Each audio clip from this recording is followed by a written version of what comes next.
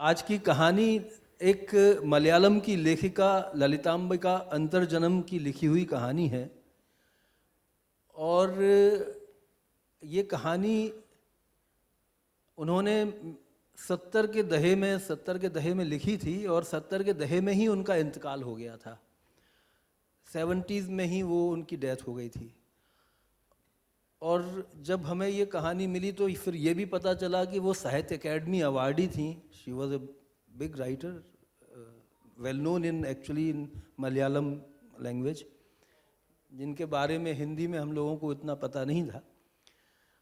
और ये भी आज तक हमको नहीं मालूम हो पाया कि एक मलयालम यानी बिल्कुल सुदूर दक्षिण में बैठी हुई एक लेखिका ने बांग्लादेश और पूर्वी बंगाल और पश्चिमी बंगाल, जो बाद में दो हिस्सों में बंट गए, उसकी कहानी लिखी। वो खुद कभी बांग्लादेश या बंगाल गई भी थी या नहीं, लेकिन और ये छोटी सी कहानी है करीब 2 पन्ने की, जिसको कि फिर हमारे साथियों ने, आप देखेंगे कि एक नाटक में, एक डॉक्यू ड्रामा में इसे बदला। और ये ख्याल आज़ादी की 75वीं सालगिरह पर आया था, आज से 2 बरस पहले, इंदौर इप्टा के साथियों को। और जब बात ये हुई कि आज का दौर बहुत मुश्किल है और उस दौर से कैसे निजात पाएं, तो एक एक हमसे नेक्स्ट जनरेशन के किसी हमारे साथी ने, मतलब एक्चुअली जया के बेटे ने, ये कहा कि हिस्ट्री की तरफ देखना चाहिए। तो कई बार बहुत कारआमद चीज़ें आपको बच्चों से पता चलती हैं। उसमें ये हुआ कि उन्होंने कहा कि हिस्ट्री की तरफ देखना चाहिए ऐसे मुश्किल वक्त में, क्योंकि हिस्ट्री में इससे भी ज़्यादा मुश्किल दौर गुजरे हैं, और अगर लोगों ने उस पर भी कुछ फतह हासिल की है तो निश्चित है कि हमें वहाँ से कुछ हौसला मिल सकता है।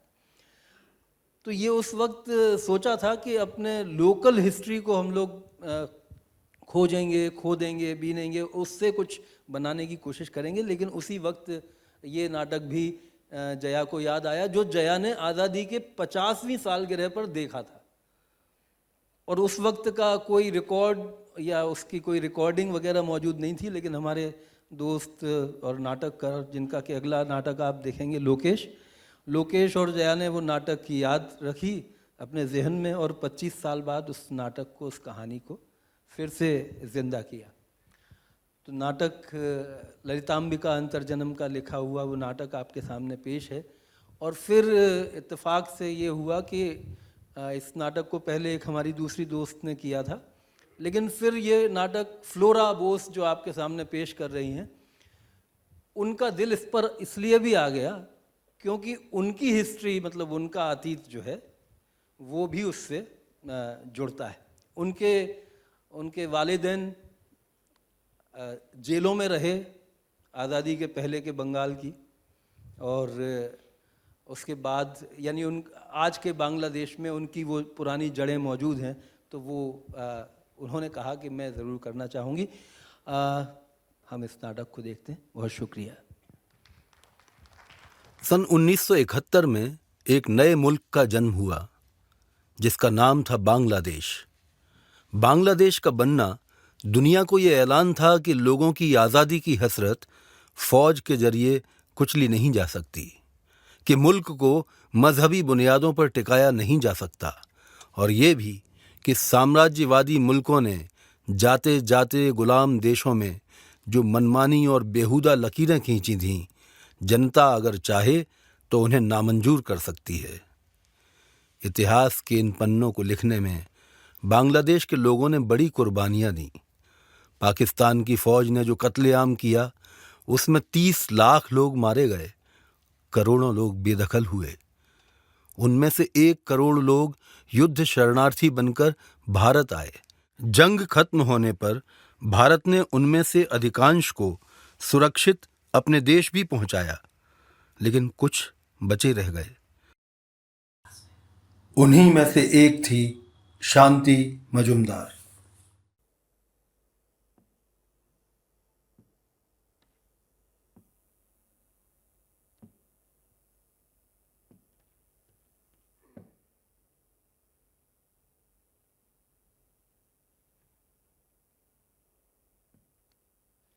क्या आप मुझे जानते हैं?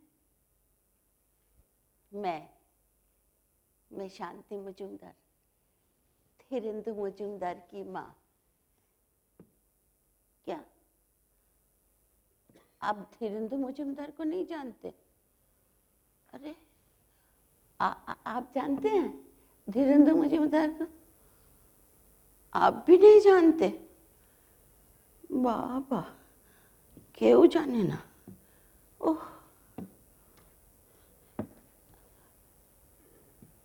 क्या तुमने उन लोगों की कहानियां जानते हो जिन्होंने आज़ादी हासिल करने में अपनी जिंदगियां दांव पे लगा दी? नहीं। ओह, तो फिर धीरेंद्र मुजुमदार को कैसे पहचानोगे?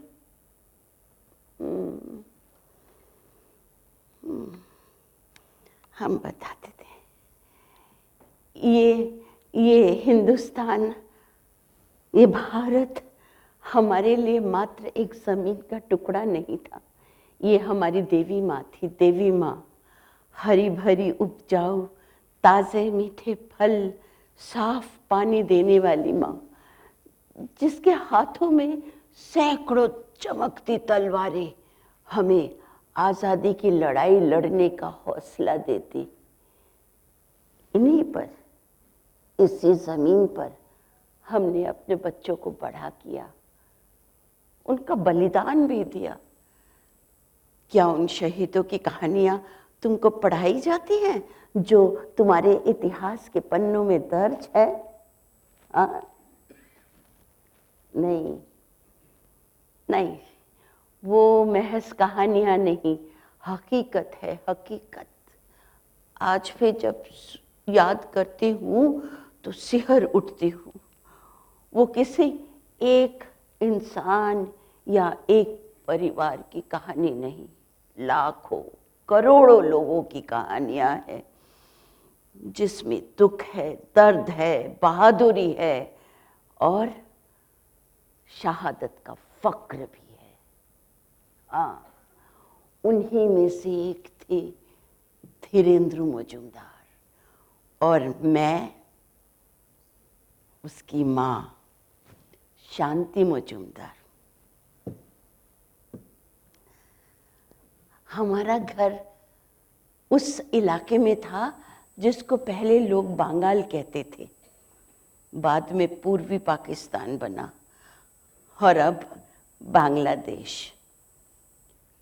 पद्मा नदी के बाईं ओर दूर दूर तक फैली थी हमारी जमीनें, जमींदारी थी हमारी। मुजुमदार परिवार अंग्रेजों का वफादार, फरमाबरदार। मेरे पति को राय बहादुरी का खिताब मिला हुआ था। राय बहादुरी का खिताब मिलना उन दोनों एक बहुत बड़ी बात होती थी। हमारे घर में गवर्नर और अंग्रेज के कई आला अफसरों का आना जाना था।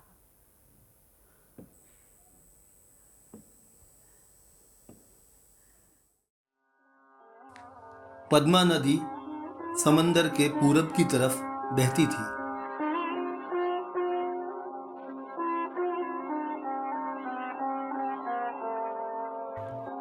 नदी में अक्सर बाढ़ आ जाती थी।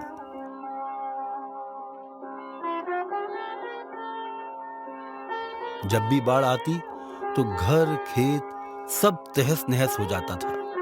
क्या इंसान, क्या जानवर, सब भागकर पहाड़ी पर बने दुर्गा मंदिर में अपनी जान बचाते थे। मजुमदार परिवार का महल तो दुर्गा मंदिर के भी ऊपर बना था।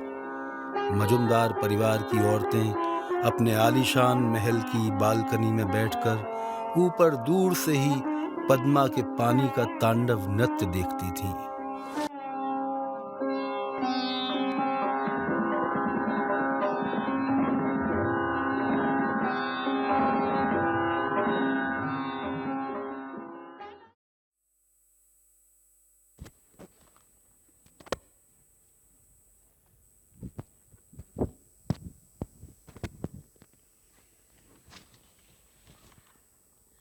मजुमदार परिवार की औरतें कभी अंतर्महल से बाहर नहीं निकल पाती थी, क्योंकि उनको अपने पति के अलावा किसी दूसरे मर्द का शक्ल नहीं देख पाती थी वो। मुझे आज भी याद है जब अबनी बाबू की पत्नी, उनके बच्चा होने वाला था, तब वो दर्द से बहुत करा रही थी। अबनी बाबू ने सोचा कि मैं शहर से कोई बड़ा डॉक्टर ले आऊं, पर बड़े मजूमदार साहब, उन्होंने इस बात की कोई परवाह नहीं की। रिवाज ये था कि मजूमदार परिवार की औरतें अपने पति के अलावा अगर किसी पुरुष का मुंह देख पाती थी तो वो था सिर्फ मौत का देवता, काल। छोटी चाची दर्द से तड़प तड़प कर मर गई, डॉक्टर नहीं आया।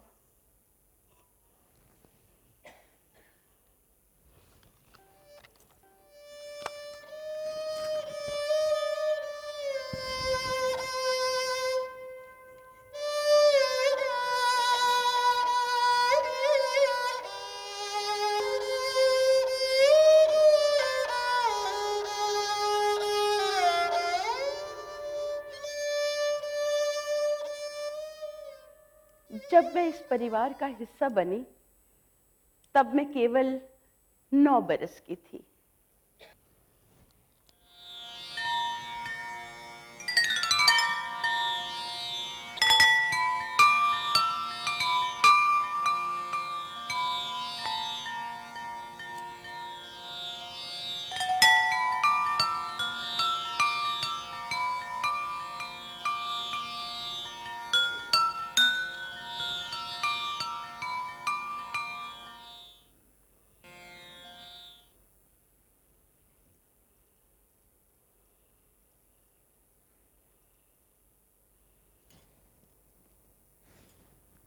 लाल रेशमी बनारसी में लिपटी, मांग में सिंदूर, पाँव में छुम छुम करती हुई मैं इस हवेली की देहरी पर जब मैंने कदम रखा तो फिर मैं कभी बाहर ही नहीं निकली।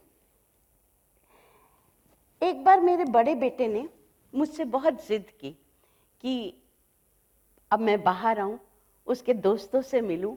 तब वो कॉलेज में पढ़ने लगा था, मैं नहीं गई।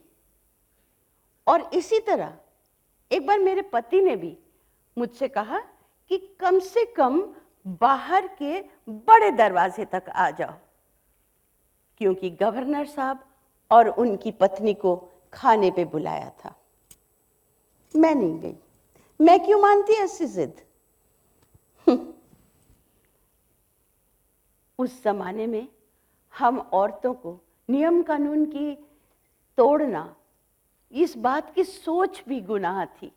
पर तब कोई क्या करे जब आपके खुद के बच्चे नियम कानून तोड़ने लगे। जब मेरा बेटा कॉलेज में पढ़ने लगा और बीए पास कर लिया, तब राय बहादुर चाहते थे कि वो आईसीएस बने और आकर मुझसे कहने लगे, सुनछो बाड़बो, राय बहादुर ते एक रुतबा है, अगर आईसीएस बन जाता है तो रुतबा भी होगा और दौलत भी, ताकत भी।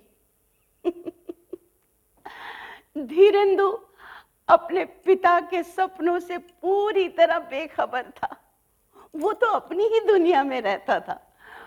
उसने बीए पास किया, कॉलेज जाता, कलकत्ता जाता, गांव आता, कलकत्ता जाता, गांव आता, और गांव से गरीब लोगों को, जरूरतमंद लोगों को घर लाता और उनके रहने का बंदोबस्त करता, कभी अस्तबल में तो कभी पानी के टंकी के ऊपर उनकी रहने खाने का सारी व्यवस्थाएं करता। और इस कामों के लिए वो मुझसे बड़ी बड़ी रकमें वसूलता। मैं वैसे दे देती, क्योंकि जब उसके कामों की कहीं तारीफ होती तो मुझे बहुत अच्छा लगता। एक बार उसने अपने साथ एक औरत को ले आया। मतलब उसका मुंह पूरी तरह ढका हुआ था। आकर बोला, माँ, ये भैरव संप्रदाय की योगिनी है, इनको पूजा याचना करने के लिए एक जगह की जरूरत थी, तो इसलिए मैं ले आया। क्या तुम इन्हें रख लोगी? मैंने कहा हाँ, रख लूंगी। तो आगे बोला, ये भैरव संप्रदाय की हैं, इन्होंने मौन व्रत धारण करा हुआ है और ये किसी से बात नहीं करती। इनको खाना और नाश्ता देने तुम ही जाना, किसी नौकर को नहीं भेजना। भला एक योगिनी को घर में रखने में मुझे क्या इतराज हो सकता था? मैंने कहा हाँ हाँ ठीक है, और कहकर ये गोविंदू चला गया। इसके बाद योगिनी सारे दिन अपने कमरे में बैठी कुछ पढ़ती रहती, और जैसे ही मैं कोई नाश्ता देने जाती तो झट पर्दा कर लेती या दीवार की तरह मुंह करके खड़ी हो जाती। मुझे लगता शायद मैं इनके संप्रदाय की नहीं हूं, इसलिए मुझसे पर्दा करती हैं। धीरेंदु आता, सीधा उनके कमरे में चला जाता और कागज के बड़े बड़े बंडल लेकर फिर निकल जाता, फिर आता, किताबें लाता, चला जाता योगिनी के कमरे में, और जब जाता अंदर से ऐसी बातें करता जैसे मानो कोई मंत्र उच्चारण कर रहे हैं। इसके बाद धीरे धीरे कुछ महीने बीत गए। एक दिन धीरेंदु मेरे पास आया और बोला, माँ, योगिनी आज जा रही हैं, तो वो तुमसे मिलकर तुम्हें अपना आशीर्वाद देना चाहती थी। मैंने देखा ये अमावस की रात है, बड़ी बरसात हो रही है, घनघोर तूफान, नदी में उफान आया हुआ है। मैंने कहा ऐसे जाने की क्या जरूरत है?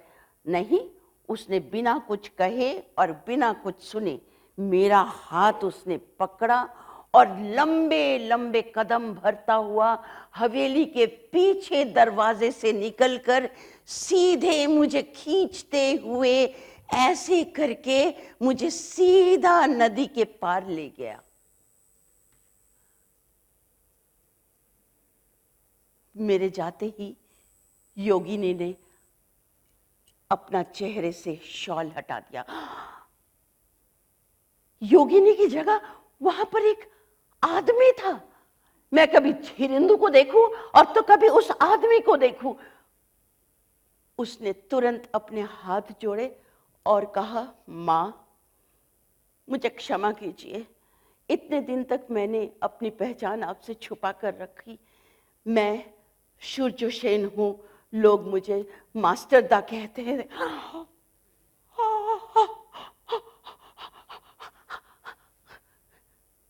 वही प्रसिद्ध क्रांतिकारी जिसको पुलिस कई महीनों से ढूंढ रही है। वो आगे बोला, आज तक मैं अपनी मातृभूमि को एक मां काली के रूप में देखता आया हूं, जिसके हाथों में सैकड़ों तलवारें हैं, पर आज पहली बार आपको देखने के बाद मैं उसे पूर्ण परमेश्वरी के रूप में देख रहा हूं। और कहकर उसने कहा, मां, आप दया की अवतार हैं, ममता से भरी हुई, और मुझे आशीर्वाद दीजिए कि आपका यह रूप मेरी साधना का रूप बना रहे, मेरी साधना का भाग बना रहे। और कहकर उसने मेरे पैरों की धूली ली और अनायासी मेरा दिल निकल कर मेरे हाथों में आ गया और मैंने उसे आशीर्वाद दिया, और वो नाव में बैठकर सवार होके दूर चले गए।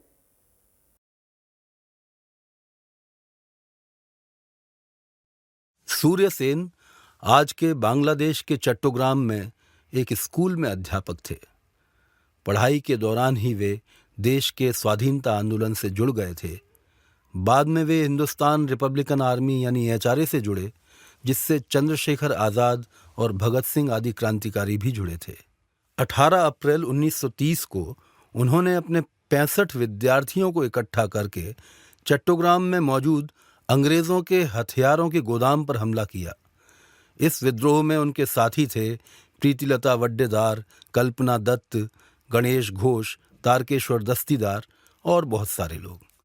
पुलिस के साथ हुई मुठभेड़ में 12 क्रांतिकारी मारे गए और 80 से ज्यादा अंग्रेज पुलिस के लोग मारे गए।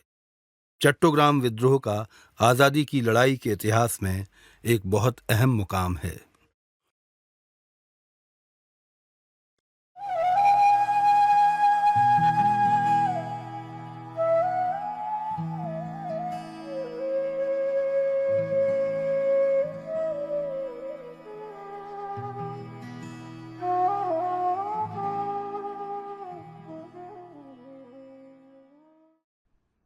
उसी पल अंतःपुर में रहने वाली शांति मजुमदार मर गई और बंगाल की एक नई मां ने जन्म लिया।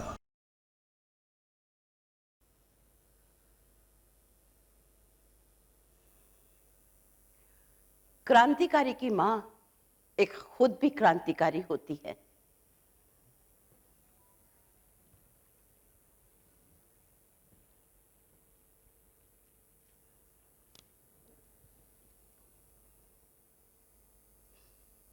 उस दिन के बाद से धीरे धीरे मुझे सब कुछ समझ में आ रहा था, जो कुछ भी देश में घट रहा था, लेकिन मैंने कभी जाहिर नहीं होने दिया। राय बहादुर को तो बिल्कुल भी नहीं। धीरेंदु अब क्रांतिकारियों को घर में लाने लगा और मैं उनको शरण देती रही। ऐसे ही चलता रहा कुछ दिन, लेकिन अचानक एक दिन विस्फोट हो गया। हुआ ये कि पुलिस कप्तान ने राय बहादुर को बताया कि आपका बेटा एक इश्तिहारी मुजरिम है, जिसकी तलाश पुलिस कई महीनों से कर रही है। राय बहादुर तो गुस्से से बिफरा गए, दनदनाते हुए अंतरपुर में आए और कहने लगे, शोनो बड़ो बहू, धीरेंदु मेरे लिए मर चुका है और अगर वो गद्दार यहां आए तो तुम्हें मेरी कसम है कि तुम उसे एक बूंद भी पानी मत देना, बल्कि उसे तुरंत पुलिस के हवाले करना। मैंने आज्ञाकारी पत्नी की तरह वो सब सुना, सुनती रही, सुनती रही, सुनती रही और सुनकर भी मैं धीरेंदु की उसी तरह मदद करती रही जैसे पहले करती आई थी। सब कुछ ठीक चल रहा था। फिर अचानक एक दिन धीरेंदु मेरे पास आया, यही मेरे पास आके यहाँ बैठ गया और अपना सर मेरे गोद में रख दिया। मैं उसे सहलाने लगी तो बोला, माँ तुम्हें पता है ना, मैं मास्टरदा के संगठन के साथ जुड़ा हुआ हूँ। मैं बोली, हाँ पता है। तो आगे बोला कि माँ ये रास्ता आसान नहीं है, ये शहादत भरा रास्ता है। किसी भी दिन मैं शहीद हो सकता हूँ। जिस जमीन पर हम जन्मे पले बड़े, जंजीरों में जकड़ी उस दुनिया को आजाद कराने में अगर तुम्हारे बड़े बेटे की बलि भी हो जाए तो तुम उसके लिए तैयार रहना। मेरा कलेजा दिल को आ गया था। मैंने कहा, बेटा, लेकिन मैं तो माँ हूं, माँ के सीने में भी दिल होता है जो रोता है, दुखता है। तो धीरेंदु बड़े बुजुर्गों की तरह मेरे पास आया और अपने हाथों में मेरा चेहरा लेके कहने लगा, मेरा माथा चूम के, कि नहीं माँ, देश माँ से बड़ा होता है। लाखों करोड़ों माँओं के दिलों से मिलकर बना है ये देश, जिसमें दुख है, दर्द है, तड़पती आत्माएं हैं। इसी तरह उन माँओं को आजाद कराने के लिए अगर मैं शहीद भी हो जाऊं तो तुम मुझे कसम दो कि तुम रोगी नहीं, बल्कि मुस्कुराते हुए मुझे विदा करोगी वंदे मातरम गाओगी। और झट से उसने मेरे पैर छुए और तुरंत निकल गया।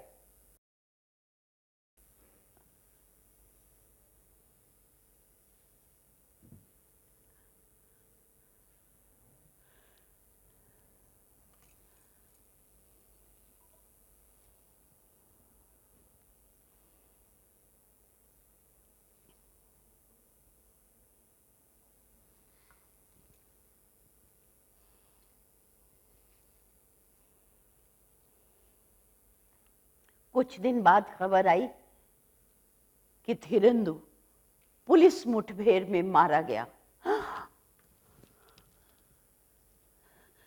कहाँ खबर आई, कहाँ खबर आई? पुलिस मुठभेड़ में मारा गया। पुलिस कप्तान हमारे घर आए, राय बहादुर से कहा कि आपको पुलिस स्टेशन चलना होगा लाशों की शनाख्त करने। राय बहादुर चीख कर बोले, मैं नहीं जानता किसी धीरेंदु को, वो मेरे लिए मर चुका है। सुनकर पुलिस कमिश्नर जाने लगे। मैं वहीं खड़ी थी दरवाजे के आड़ में। जाने मुझ में इतनी ताकत कहां से आ गई। मैं तुरंत बाहर निकली और बोली, कमिश्नर साहब, दारान আমি যাব আপনার সঙ্গে, धीरेंदु मेरा भी बेटा है, आप रुकिए, हम जाएंगे पुलिस स्टेशन, शनाख्त हम करेंगे। मेरी आवाज की सख्ती देखकर राय बहादुर भी मुझे रोक नहीं पाए। कमिश्नर साहब, हम अभी आते हैं।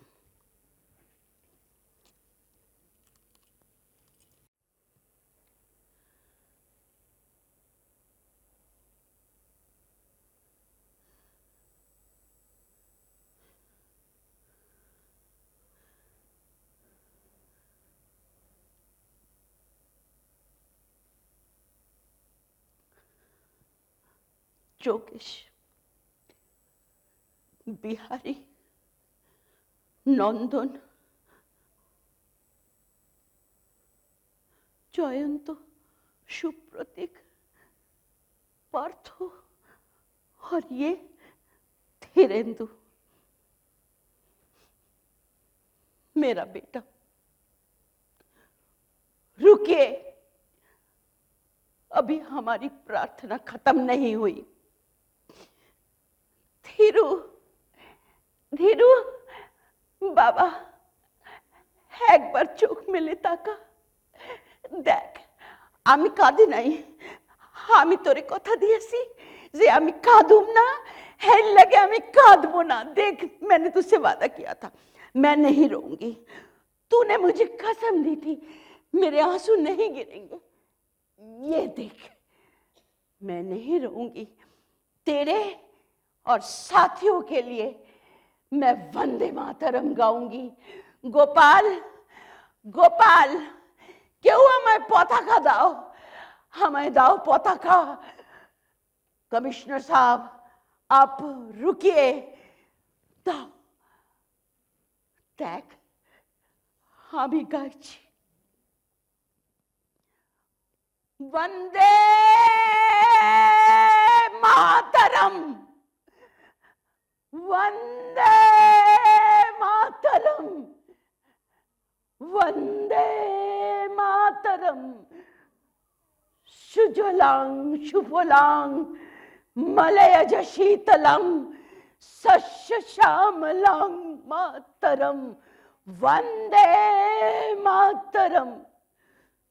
शुभ्र ज्योत्स्ना ज्योति पकलकल निनाद कराले, द्विशब्द कोटि भृजहित खर करवाले।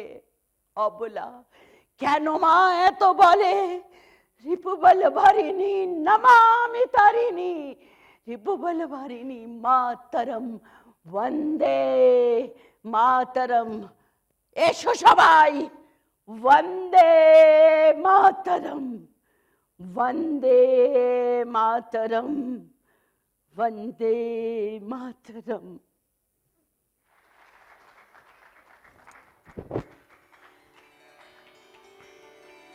ओह,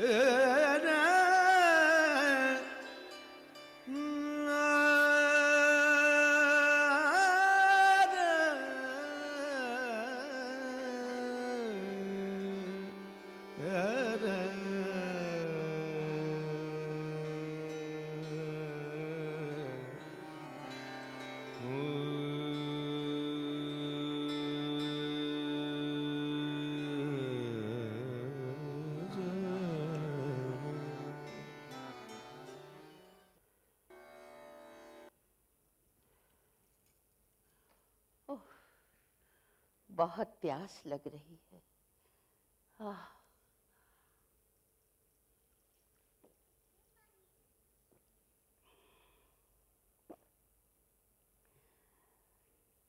धीरेंदु की और उसके साथियों की शहादत जाया नहीं गई। 18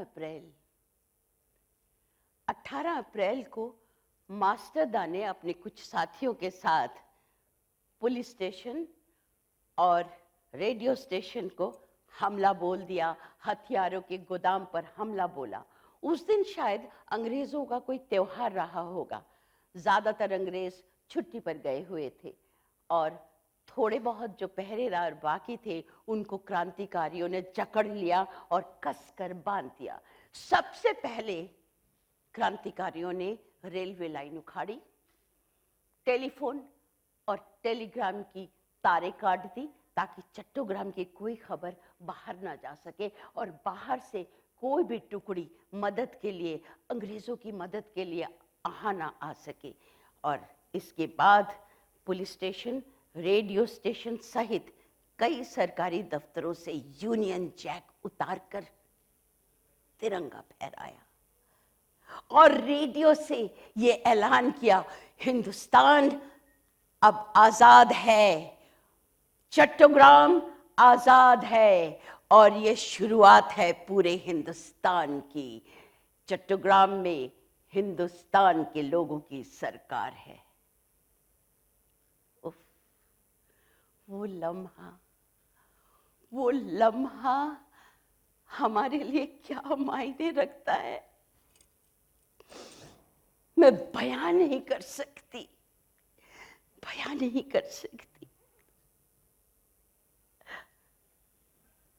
और फिर जब रेडियो से ये संदेश गया तो ये संदेश पूरी दुनिया के सभी गुलाम देशों के लिए संदेश था कि अगर अंग्रेज एक रात के लिए भाग सकते हैं तो हमेशा के लिए उन्हें भगाना भी नामुमकिन नहीं।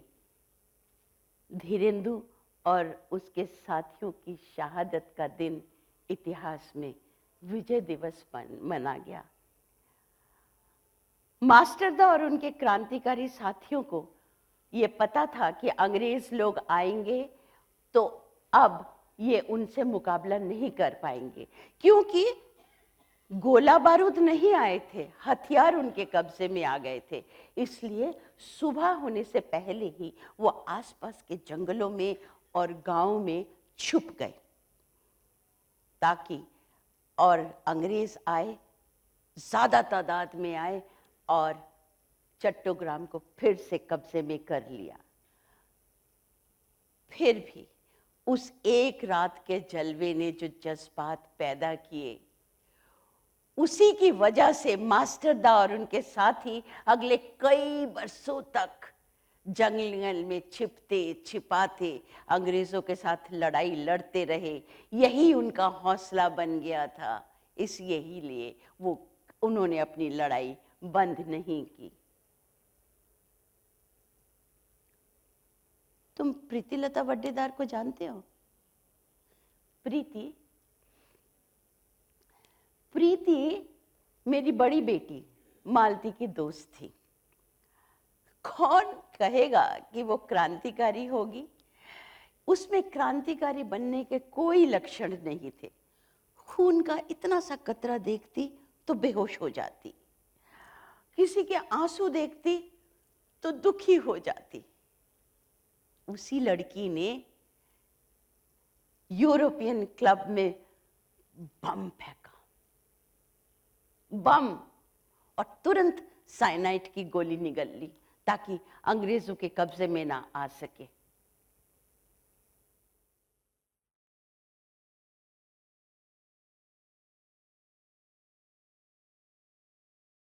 ये लड़ाई केवल मास्टरदा और उनके साथी ही नहीं लड़ रहे थे।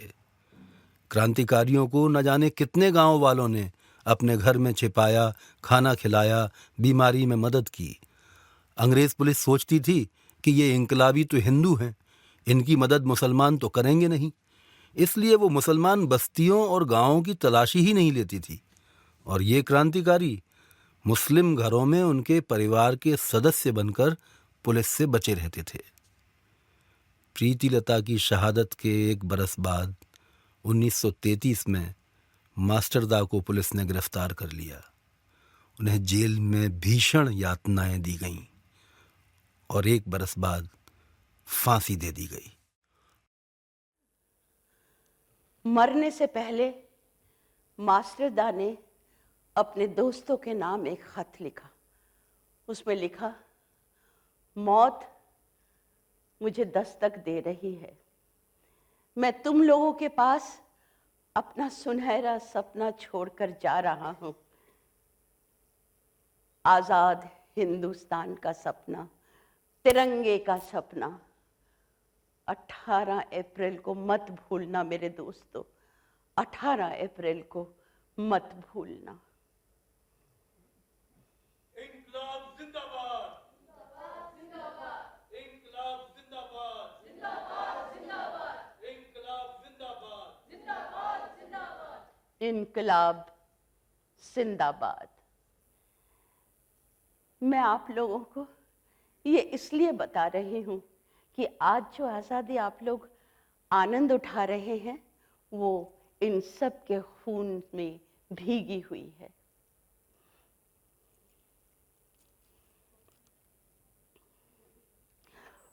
गोपीनाथ, गांधी जी ने जब देखा कि गोपीनाथ माफी के हकदार नहीं है तो मैं बोली, बापू कयामत तक आपको कोई माफ नहीं करेगा, इतिहास आपको माफ नहीं करेगा।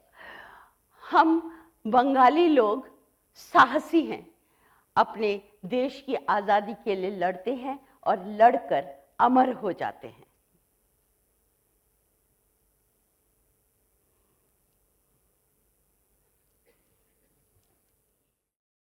सन 1934 में मास्टरदा की मौत के बाद उनका संगठन हिंदुस्तान रिपब्लिकन एसोसिएशन बिखरता गया।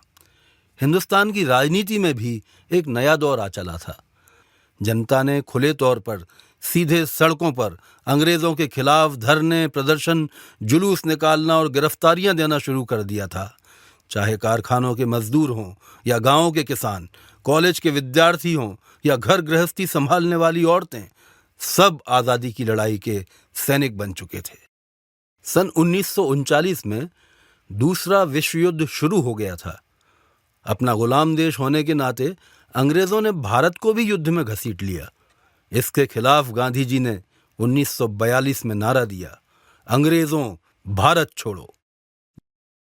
जब जापान की फौज रंगून तक जा पहुंची तो चट्टोग्राम में इंग्लैंड और अमेरिका ने भी हथियार और फौज बढ़ाना शुरू कर दिया।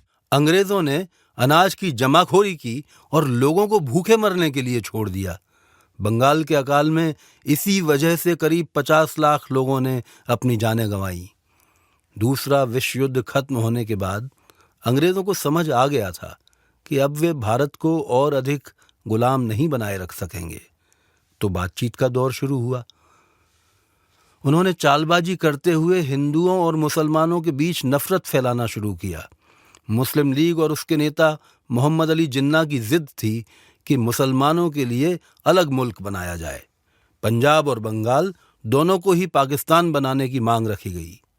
16 अगस्त 1946 का दिन जिन्ना और मुस्लिम लीग ने पाकिस्तान की मांग को लेकर सीधी कार्रवाई का दिन यानी डायरेक्ट एक्शन डे घोषित किया। कोलकाता में हिंदू मुस्लिम दंगे छिड़ गए। बंगाल में मुस्लिम लीग की सरकार थी। सरकार के संरक्षण में ही दंगाइयों की भीड़ ने लोगों के घरों दुकानों पर हमले किए।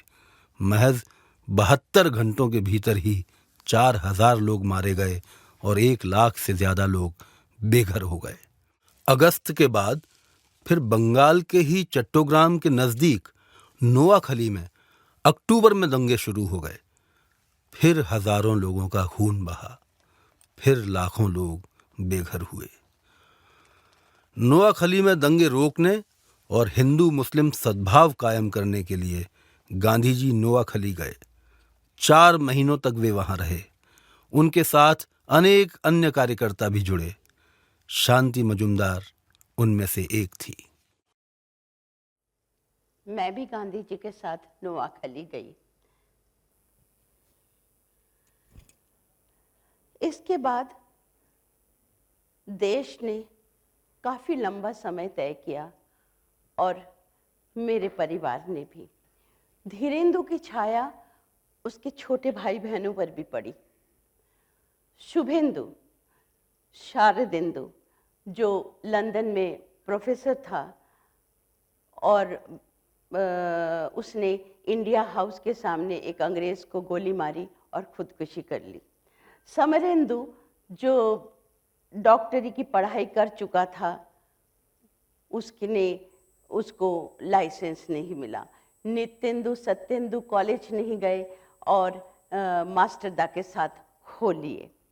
इधर धीरेंदु के जाने के बाद राय बहादुर ने उनकी जो तबीयत खराब हुई तो होती ही चली गई और उन्होंने बिस्तर पकड़ लिया, उन्हें लकवा मार गया।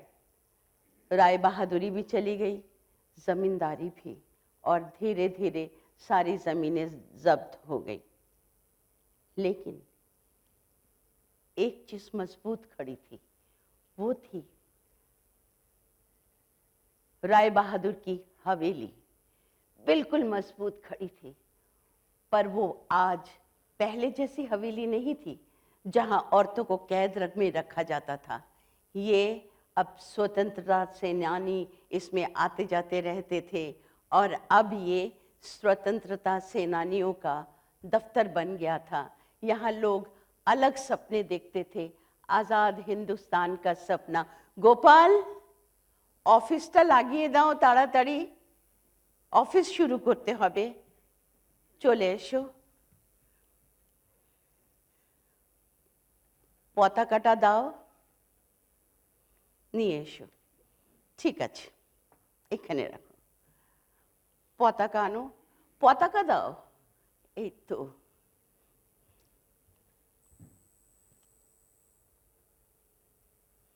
यहाँ अलग ही दुनिया बसती थी।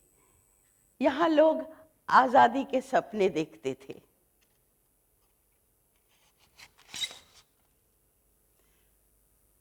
गोपाल, एदिके एसो। अंदर से कुछ पोस्टर्स ले जाओ और स्कूलों में, अस्पतालों में, जहां जहां हो ये पोस्टर्स लगा दो। तुम्हें पता है 9 अगस्त को गांधी जी ने भारत छोड़ो आंदोलन, अंग्रेजों भारत छोड़ो का आह्वान दिया है। हमारे यहाँ से भी बहुत लोग जुलूस में शामिल होंगे। उन सब का एक सूची बना लो और सब लोग वहाँ पे जाने के लिए तैयारी करो। ठीक है? ठीक है। और शारिका देवी के पाठिए दाओ तो एसो। जाओ तुम्हें प्रत्येकटा शिविरे शिविर में जाके देखना कि कहाँ पर अनाज की कमी ना होने पाए, और अगर अनाज की कमी हो तो इखने एसो। ये लो, इनको जाके सेन महाशय की दुकान में ले जाना और कहना मैंने भेजा है। इनको बेच के अनाज भर लो। कोई भी इंसान भूखा नहीं सोना चाहिए। जाओ। इसके बाद हम लोग देश की सेवा में लग गए। 1947 में 14 और 15 अगस्त की दरमियानी रात को हम अंग्रेजों की हुकूमत से आज़ाद हुए। देश भर में जश्न का माहौल था, लेकिन करोड़ों लोगों को अपने घर, अपने गांव शहर छोड़कर विस्थापित होना पड़ा था। वो सदी का सबसे बड़ा विस्थापन था। ये दाग दाग उजाला, ये शब गजीदा सहर, ये दाग दाग उजाला, ये शब गजीदा शहर के इंतजार था जिसका, ये वो शहर तो नहीं, ये वो शहर तो नहीं।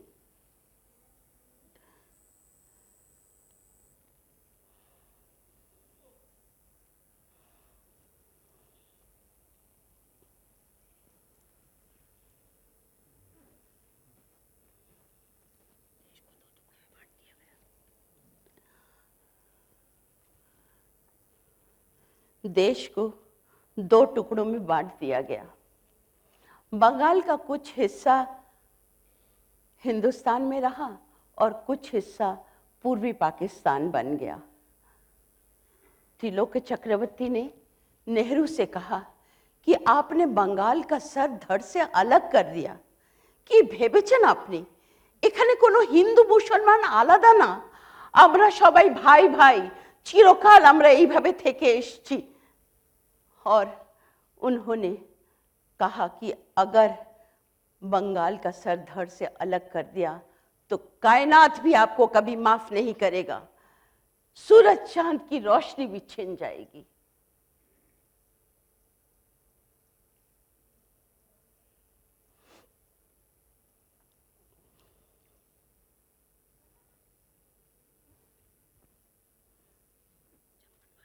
जब बंटवारा हुआ तो हमने सोचा कि हम भी भारत चले जाते हैं। फिर सोचा क्यों, ये भी तो हमारा ही देश है। जब हम लड़े थे एकजुट होकर पूरे हिंदुस्तान के लिए लड़े थे। अंग्रेजों ने भले ही हमें बांट दिया हो, पर जमीन तो अपनी है।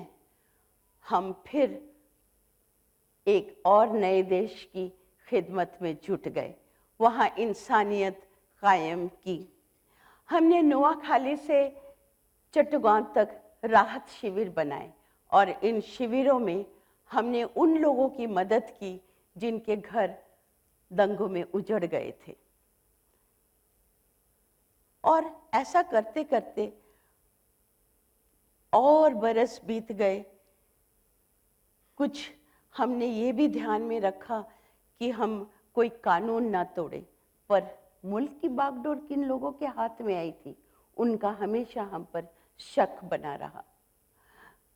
बताया शरदिंदो को कॉलेज में प्रोफेसर था, उसको ऐसे ही निकाल दिया। समरेंदु को डॉक्टरी की लाइसेंस नहीं दी। जहां तहां दंगे कराए गए। और इसके बाद बंगाल की कुदरत भी ऐसी रही कि चक्रवात आते हैं, बाढ़ आते रहते हैं, जमीन पर हैजा, मलेरिया, ये सब फैलता रहता है। अब आप ही बताइए, इन सब तबाहियों का मुकाबला क्या धर्म और जाति के खंडों में रहकर किया जा सकता है? पूर्वी और पश्चिमी पाकिस्तान एक दूसरे से बिल्कुल अलग अलग थे। न तो उनका भूगोल एक था, न संस्कृति, न जबान, और न ही उनके बीच कोई आर्थिक समानता थी। सन 1947 के बाद पूर्वी पाकिस्तान और पश्चिमी पाकिस्तान के बीच लगातार तनाव बना रहा था। 1948 में मोहम्मद अली जिन्ना ने फरमान जारी किया कि पूर्वी और पश्चिमी दोनों ही पाकिस्तानों की राष्ट्रीय भाषा उर्दू होगी। इस फरमान के खिलाफ पूर्वी पाकिस्तान के लोगों में जबरदस्त गुस्सा उठ खड़ा हुआ। बांग्ला जुबान बोलने वाले पूर्वी पाकिस्तान के लोगों ने इस फरमान की मुखालिफत करने मोर्चे जमाए, जुलूस निकाले। उन पर फौज ने गोलियां चलाईं। सन 1958 में पाकिस्तान में जनरल अयूब खान ने तख्ता पलट करके फौजी तानाशाही कायम कर दी, मार्शल लॉ लगा दिया। पश्चिमी पाकिस्तान के शासक पूर्वी पाकिस्तान के बंगाली मुसलमान निवासियों को कमतर मुसलमान मानते थे। उन्होंने न केवल बांग्ला संस्कृति को इस्लाम विरोधी घोषित कर दिया, बल्कि रेडियो टीवी के सभी राष्ट्रीय प्रसारण केंद्रों से रविन्द्रनाथ ठाकुर के गीत संगीत के प्रसारण को भी प्रतिबंधित कर दिया। हालांकि पूर्वी पाकिस्तान की आबादी पश्चिमी पाकिस्तान से ज्यादा थी, लेकिन बजट में पूर्वी पाकिस्तान को कभी भी पश्चिमी पाकिस्तान के हिस्से का आधा भी नहीं मिलता था।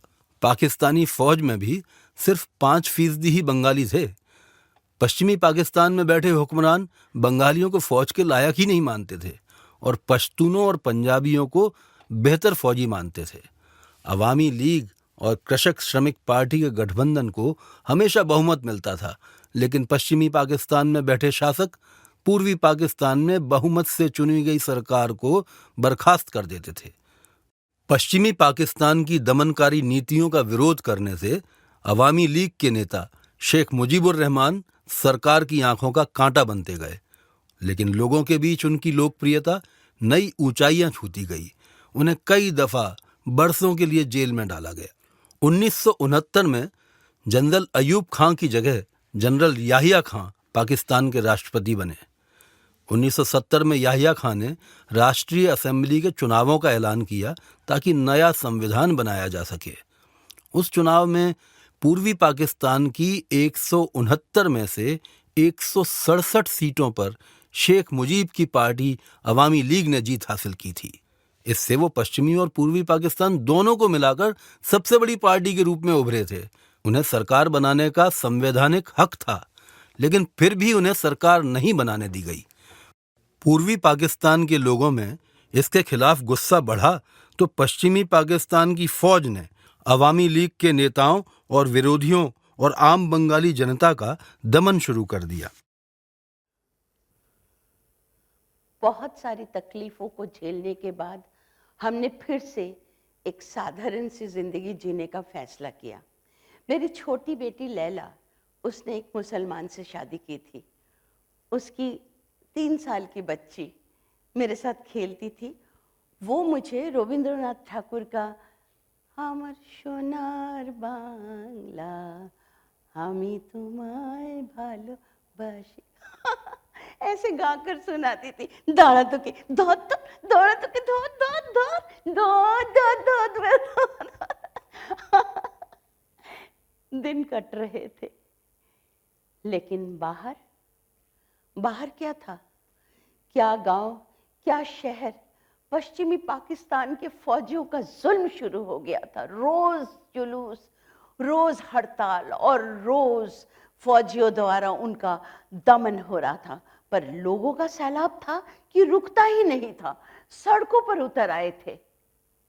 ऐसे में एक दिन मुजीब मेरे घर आए, मुजीबुर रहमान आके कहने लगे, शांति देवी, आप बंगाल की माँ है, प्रतिबिंब है, आप माँ की भी माँ हैं। अपने बंगाल को आशीर्वाद दीजिए कि वो फिर से एक बार मुक्त हो सके। तब तक मेरा बूढ़ा शरीर जर्जर हो चुका था। मैंने फिर भी अपने खून से उनका तिलक किया और कहा, जाओ मुजीब, जाओ, बंगाल को मुक्त कराने में तुम्हारा संघर्ष सफल हो।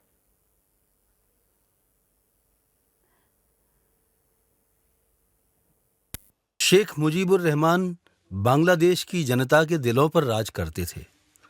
7 मार्च 1971 को शेख मुजीब ने अपनी आवाम से कहा, आज बांग्ला लोग अपनी आज़ादी चाहते हैं, बांग्ला लोग जीने का हक चाहते हैं।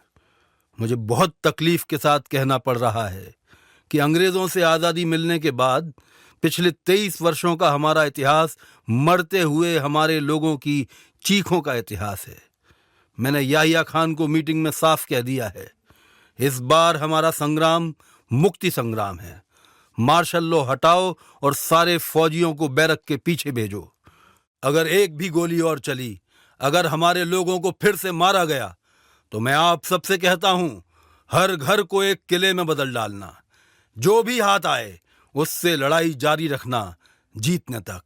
अब जब हमने मरना सीख लिया है तो कोई हमें दबा नहीं सकता। दुश्मन हमें बांटकर हमारी लड़ाई कमजोर करना चाहेगा, लेकिन आप लोग किसी के बहकावे में मत आना। जो भी बंगाल में रहते हैं वो हमारे भाई बहन हैं, चाहे वे हिंदू हों या मुसलमान, चाहे वो बंगाली हों या गैर बंगाली। 7 मार्च के इस ऐतिहासिक भाषण के बाद पूर्वी पाकिस्तान में पश्चिमी पाकिस्तान के खिलाफ गुस्से और विरोध ने एक युद्ध जैसी शक्ल ले ली। पाकिस्तान की फौजी सरकार को बंगाल में उठ रहे इस विरोध में बगावत की बू आई। सरकार ने 25 मार्च 1971 को ऑपरेशन सर्चलाइट शुरू किया। 26 मार्च को शेख मुजीबुर रहमान को आधी रात में गिरफ्तार कर पश्चिमी पाकिस्तान ले जाया गया। ऑपरेशन सर्चलाइट का मकसद था कि राजनीतिक विरोधियों को हमेशा के लिए खामोश कर देना और इतना खौफ और कहर बरपा देना कि कोई फिर कभी उनकी मुखालिफत की हिम्मत न कर सके। ऑपरेशन सर्चलाइट के दौरान पश्चिमी पाकिस्तान ने दुनिया के सबसे नशंस नरसंहारों में से एक को अंजाम दिया। उस रात फौजी हमारे घर में भी घुस आए।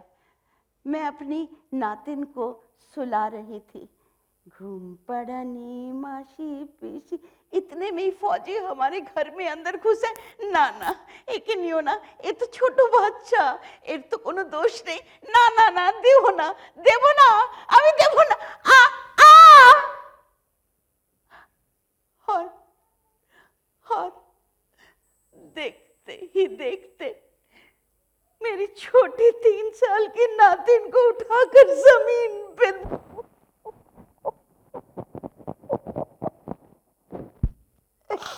আমার সোনার বাংলা, আমি তোমায় ভালোবাসি। আমার সোনার বাংলা, আমি তোমায় ভালোবাসি। চিরদিন তোমার আকাশ, চিরদিন তোমার আকাশ, তোমার বাতাস আমার প্রাণে, ওগো আমার প্রাণে বাজায় বাঁশি সোনার বাংলা, আমি তোমায় ভালোবাসি।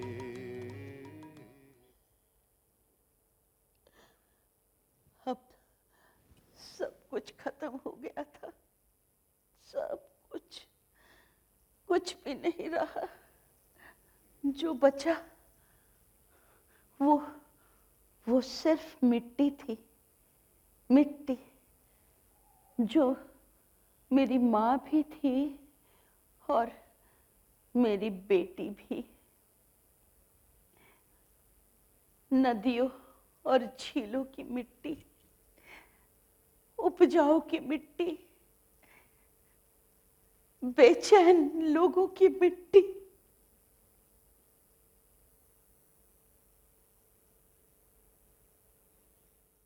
लेकिन लोग खौफजदा नहीं हुए। लोग लड़ते रहे और ज्यादा तादाद में लोग मुक्ति संघर्ष के साथ जुड़ते गए। 9 महीने तक चली इस लड़ाई में 30 लाख लोग मारे गए। लाखों औरतों के साथ बलात्कार हुआ। करोड़ों लोग बेघरबार होकर शरणार्थी बन गए। उनमें से अनेक हिंदुस्तान आए। आश्चर्य नहीं कि दुनिया भर से शेख मुजीब और मुक्ति बाहिनी के संघर्ष के लिए समर्थन जुटा। भारत की फौज ने भी बांग्लादेश के मुक्ति योद्धाओं को मदद पहुंचाई और पाकिस्तानी फौजों को भारत और बांग्लादेश की संयुक्त सेना के सामने समर्पण करना पड़ा। 16 दिसंबर 1971 को बांग्लादेश आजाद हुआ। सारी दुनिया से पाकिस्तान पर दबाव पड़ा तो पाकिस्तान की जेल से शेख मुजीब को भी रिहा करना पड़ा। 10 जनवरी 1972 को ढाका पहुंचकर शेख मुजीब ने अपनी आवाम से कहा, मैंने आपसे कहा था ना कि हर घर को एक किला बना लेना और जो चीज हाथ आए उससे लड़ाई जारी रखना। आज मैं आपसे कहता हूं कि अपनी एकता बनाए रखना, किसी की बातों में मत आना और अपने देश को आजाद सेक्युलर बनाए रखना और आर्थिक समानता लाने के लिए बढ़ते जाना। हमारा बांग्लादेश लोकतांत्रिक, धर्मनिरपेक्ष और समाजवादी देश बनेगा। शेख मुजीब के बारे में क्यूबा के राष्ट्रपति फिदेल कास्त्रो ने कहा था, मैंने हिमालय नहीं देखा, लेकिन मैंने शेख मुजीब को देखा है। मुझे यकीन है कि हिमालय शेख मुजीब जैसा ही दिखता होगा।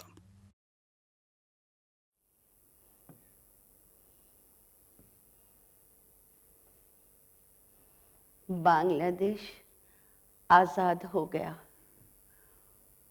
और मैं यहाँ हिंदुस्तान में शरणार्थी शिविर में हूँ, शरणार्थी की तरह। लेकिन नहीं, मैं अपनी इस पहचान से इनकार करती हूँ। मैं शरणार्थी नहीं हूँ। रविंद्रनाथ ठाकुर, C.R. दास, सुकांत भट्टाचार्य, सुभाष चंद्र बोस, इनकी ज़मीन क्या मेरी ज़मीन नहीं है? क्या मैं इस ज़मीन की आज़ादी के लिए नहीं लड़ी? मेरे बच्चे इस ज़मीन में उन्होंने अपनी प्राणों की न्यौछावर नहीं किया? नहीं, मैं शरणार्थी नहीं हूँ। मेरी तरह बहुत सारे शांति मजूमदार अपने अंतपुर की दीवारें तोड़कर मेरे साथ इस लड़ाई में शामिल है। मैं अब भी आज़ादी के लिए लड़ूंगी और मेरी लड़ाई पूरी दुनिया में सिर्फ एक ही है कि मैं मोहब्बत कायम करूंगी। भले ही मैं 90 साल की हो गई हूँ, यहाँ मरूं कि वहाँ मरूं, लेकिन जब तक जीऊंगी मैं ऐसे ही जीऊंगी। दुनिया में दुनिया को हमें मोहब्बत से भरपूर बनाना है।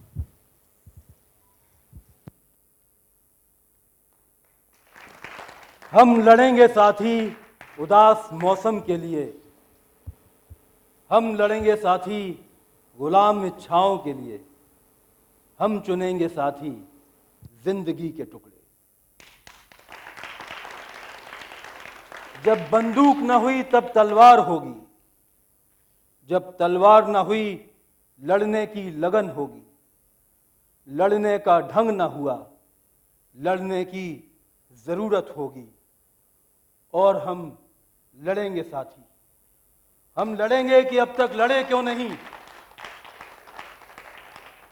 लड़ते हुए मर जाने वालों की याद जिंदा रखने के लिए हम लड़ेंगे साथी, हम लड़ेंगे साथी, हम लड़ेंगे साथी, हम लड़ेंगे क्योंकि लड़ने की जरूरत बाकी।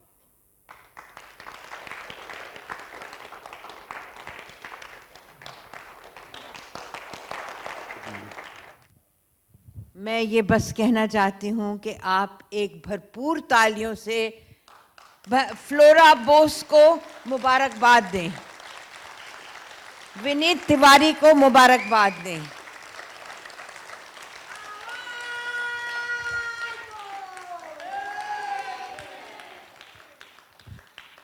फैज साहब ने कहा था, ये दाग दाग उजाला, ये शब गुजीदा सहर।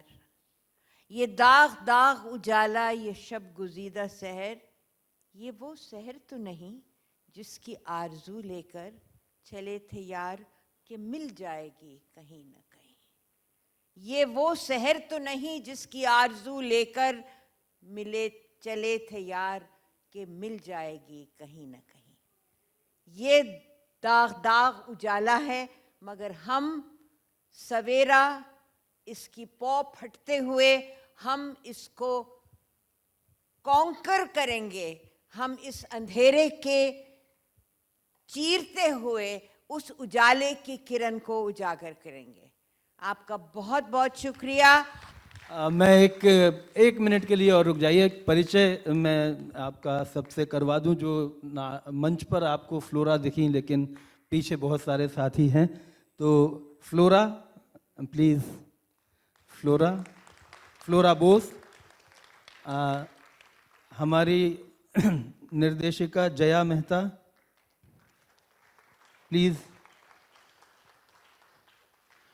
सारिका श्रीवास्तव जो मंच के पीछे से मदद कर रही थी और इंदौर से आई हैं हमारे बीच। रंजन बसु जी जो लाइट्स को कर रहे थे वो ऊपर से, और आदित्य एंड दानिश हमारे युवा साथी जिन्होंने कि कमेंट्री और बाकी चीज़ों में मदद की, और आरजीएफ के सभी साथी अंकुश और नामिक और माधव और सोनू जी, यहाँ के सभी साथी, और हमारी जो सबसे एक छोटी सी काम के लिए इंदौर से लंबा सफ़र तय करके आई हैं फ्लोरा बोस की 9 साल वाली कत्यूषा बनर्जी, और उनके साथ आई हैं सुबीरा सहाय, शुक्रिया। और बिल्कुल ऐन वक्त पर हमारे साथ में हमारे ऑल इंडिया स्टूडेंट फेडरेशन के 2 साथी आपने मंच पर देखे थे। प्लीज़ आदित्य और सौभाग्य, उन्होंने हमें मदद की और दोनों केरल से हैं। प्लीज़।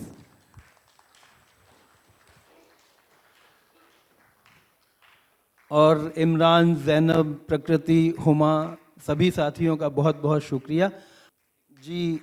आचार्य येशी आए हैं, तिब्बती आचार्य हैं हमारे, वो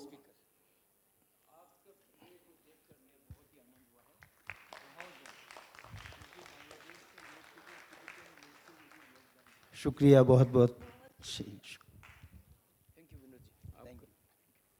जी। सबका फिर से एक बार बहुत बहुत शुक्रिया।